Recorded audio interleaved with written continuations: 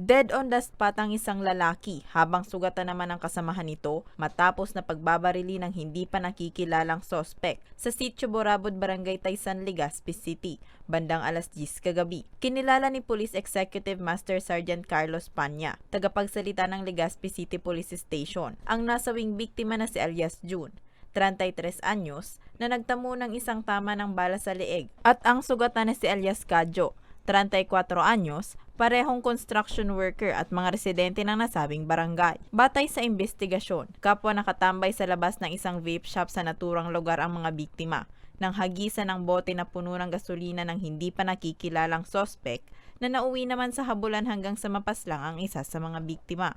After ng pagtapo ng gin na may sindi ng field of, siyempre may gasoline yun. Pagbato niya, na siguro yung na-aware siguro yung dalawa yung dalawa, hinabol nila yun. Kaya lang pagdating doon sa medyo pataas na area, doon nangyari yun ang insidente. Patuloy pa rin ang ginagawang investigasyon ng PNP para matukoy ang nasa likod ng pamamaril at motibo sa krimen. Sa ngayon, hindi pa tayo makapag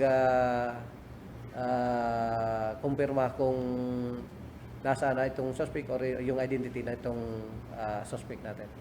Sa ngayon, patuloy na ginagamot sa ospital ang isa pang biktima. Para sa mga balitang Tatak Bicol, Rose Bilista.